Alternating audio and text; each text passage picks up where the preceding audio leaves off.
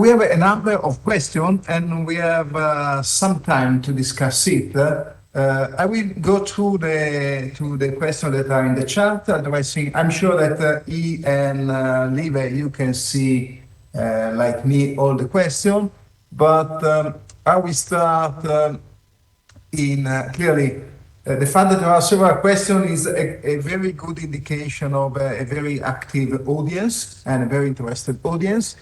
There are more than one question on the different categories of microbial products.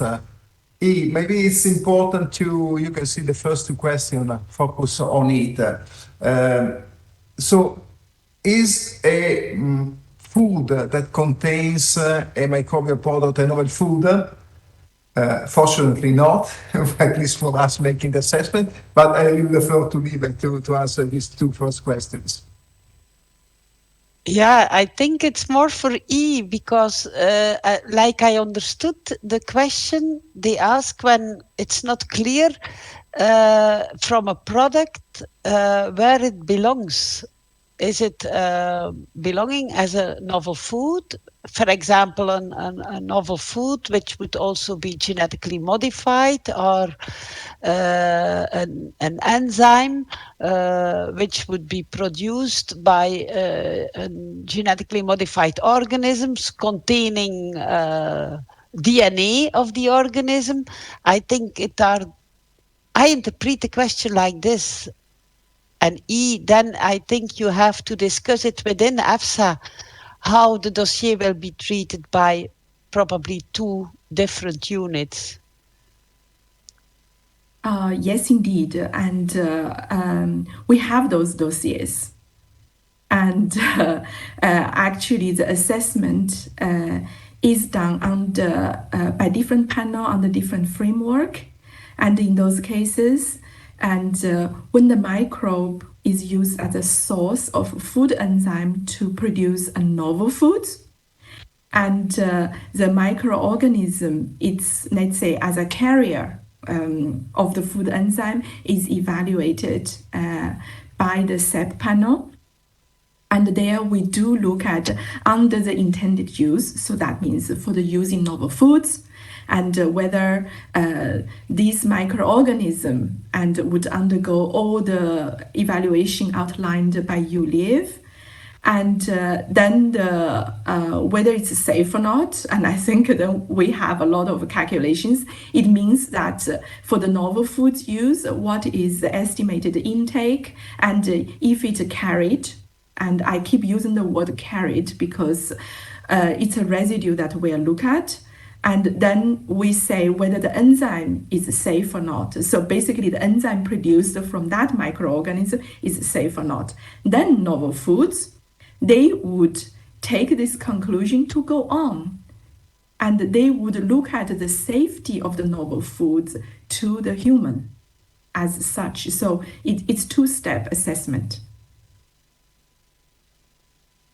Thank you very much. I hope that it's clear. If not, please react. Yes. Well, there is another very interesting question, which relates to the differences in requirements between the environmental risk assessment, the ERA of a conventional product or a GM product or a GMM. Liebe, that's for you. Yeah, that's there is for sure a difference when you have this GMM product. First of all, the environmental risk assessment is only necessary when there is DNA or the microbe present. And it will have a lot of common with the normal environmental risk assessments of microbes, like is done by, for example, the plant protection products, which I think is the area most experienced on that point. But for the GMM, there is more intensive assessment related to the horizontal transfer of DNA.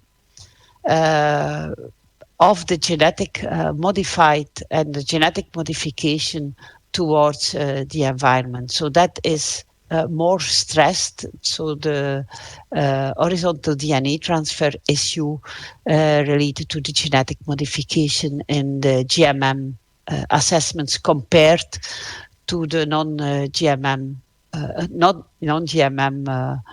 introduction of microbes. I hope that makes it a bit clear. I think so, but I've been exposed to these topics several times, and I move to E with the last question that I think is very important. Why does EFSA concern about food enzyme intake, since the food enzyme works only in the food processing, and there is an effort to remove or inactivate the enzyme in the final product? So why we spend too much time in doing the work that we do? Okay. So I think maybe a philosophical answer would be that in Europe and the food safety policy does not take as granted that if a thing has been consumed, it's safe by default. So I think that's really the ground of why we are looking at food enzyme, and in the last 15 years, it's a new substance to be assessed. Bear in mind that if you read the JECFA document, and there is a chapter in the JECFA compendium talking about food enzymes that comes from the year 1970s. And when food additive get into the attention of the government for consumer safety at that time, and that's exactly reflect the person asked this question. It's a processing aids. It's part of it. It could be gone. And however, I think in Europe and the consumer realize that first of all, nowadays, and people start to cook at home less and less, and buy more and more food that is already made from the supermarket, those industrially processed food. And to process those food, and enzyme is very much used, especially enzyme derived from not a synthetic enzyme, but an enzyme extracted from plant, animal, or microorganism. And not only it's very efficient, because it actually leaves less residue than a chemical. And so I think here, when we talk about food enzyme, we are very much looking at the residue, the impurity, and namely two sources, and coming from the source organism, so the natural constituents, and they may carry metabolites, and under certain conditions they could produce. And secondly, the manufacturing process, when the food enzyme is extracted or it's immobilized, or I think that's, so we are looking at the total organic solids. That concept was introduced by Christina yesterday, and in that concept we are basically putting all the impurities, so all the unknown of the unknown, under one concept, and try to look at this concept as a complex mixture. And this is why. And last words about the activity. Yes, activity only determines whether enzyme would be biochemically active, but the impurity is not dependent on the activity. And that's why inactivation, denaturation is not the same as a physical removal of the residue. So I hope this answers. Thank you very much. We have still question for, we still time for some questions, and I try to collapse some of them in a single one for Live. And is why TPS does not apply to fungi, and if a food additive that is got the GRAS recognition by FDA needs also to be reassessed by Europe. And the last that is still together, why at the end, if the tier 1 of tox test is necessary for QPS organism. Yeah, thank you, Pier Sandro. The first one was about the fungi. So, like I explained in the fungi, they have nearly all the genetic potential to produce secondary metabolites, and we are not knowing very well what the effects could be to human of all these components which can be produced. And that's the reason why we exclude them from QPS. And indeed, these organisms are very often used and are also assessed as safe. But this assessment is then done on the strain level. So they are not QPS because we can't do it on a general level at the taxonomic unit, but we can assess the safety at the strain level by including the whole set of toxicological tests. So for a QPS organism, these toxicological tests are not necessary to carry out. Also not the Ames test or any of these tests are not necessary. But for the fungi, they are assessed and the safety is based on these set of toxicological tests and not on the QPS concept. I hope for the first question, and the second was... One was on GRAS approval and European assessment. Yes, so normally we at EFSA do really a total independent assessment, and we start from scratch, and we are not including the assessment of the GRAS assessment by other, by like the FDA in this case. We are really doing our own totally own assessment. Thank you very much, Liebe. Back to me. I think there is a very interesting question about the relationship that exists between WHO and EFSA regarding the risk assessment, in particular for food for infants and toddlers. And the question is if what has to do a European producer that is willing to export outside the European Union? Okay, I'll try to take this question. And it's a little beyond risk assessment, and it has a lot of shade of the risk management. So maybe I start with a very high-level answer.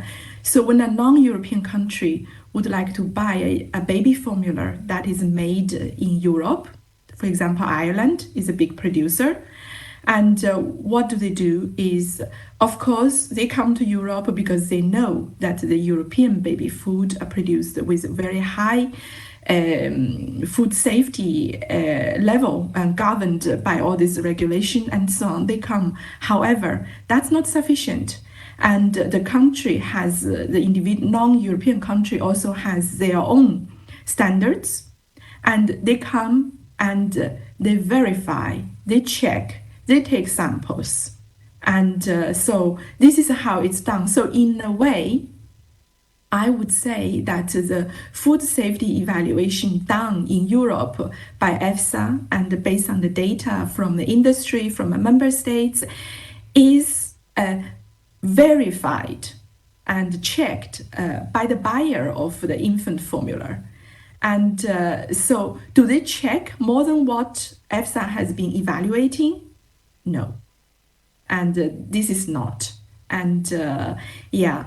And I saw there was another question is almost hinting to like, well, why don't we just harmonize the baby food or infant formula because it's so strictly regulated all over the world and one assessment for all? I guess the question was hinting to that. And I would say that, here it's a matter of societal value now, trust. And would you trust the infant formula made elsewhere outside of Europe? Or you would think differently? And I think that is a question really outside of the risk assessment. But what I can really tell you and guarantee you is that infant formula evaluated in the European Union, and they are really premium products elsewhere. Yeah. So hope this explains a little bit.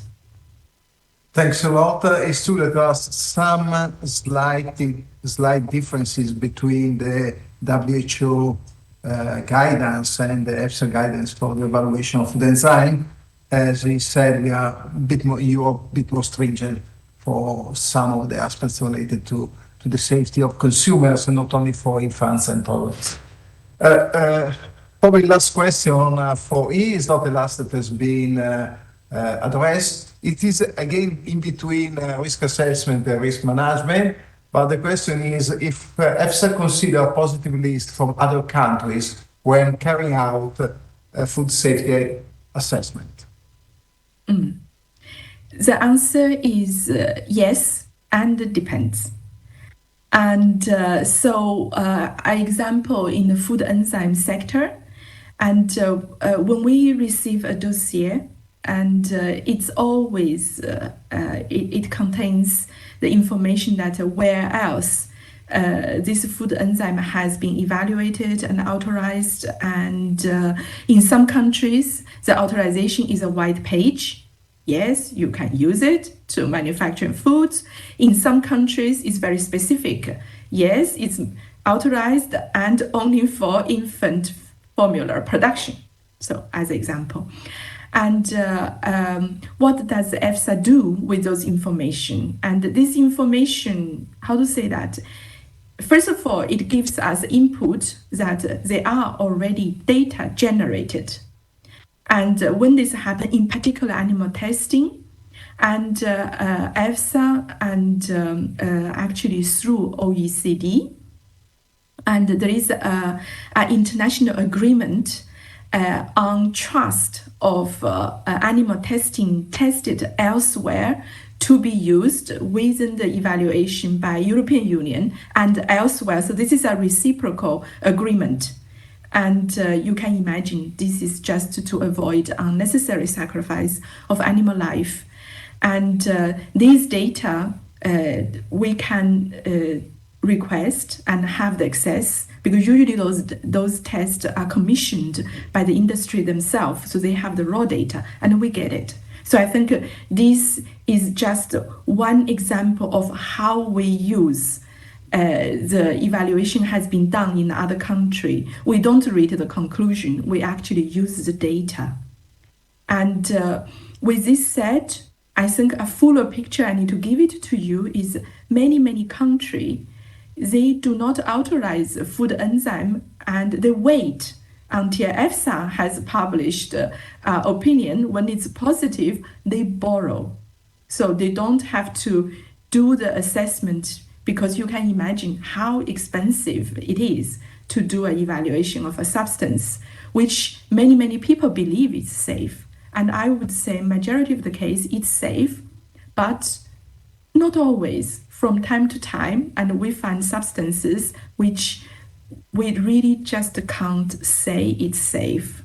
And yeah, okay, that's a full picture. Thank you very much. Last very telegraphic question to Live.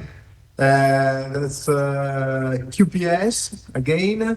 Are GMM-derived enzymes always assessed by EFSA, although the microorganisms are listed in the QPS list? We indeed evaluate all the enzymes. Is that what is the question? If they are even if are in the QPS list. So even if they are on the QPS list, we are assessing them. Like I said, we need some information. We need to know that it's indeed produced by a QPS organism. So we need a taxonomic identification of this strain to confirm that it's a QPS. We need the qualifications eventually to be tested. If for all bacterial strains, we need the absence of antimicrobial resistant genes. For GMMs, we need the safety of the genetic modification and also the absence of DNA and viable organisms. Otherwise, we need to do this environmental risk assessment when it would be a GMM. Okay, thank you very Yeah. much. Almost perfect in time. I would like to thank again E and Lieve for a very interesting presentation. Now we have a break and we reconvene at 10 past 11. No, sorry, at 30. 10 past 11 is now. At 11:30 for the presentation on health claims. So thank you very much for attending.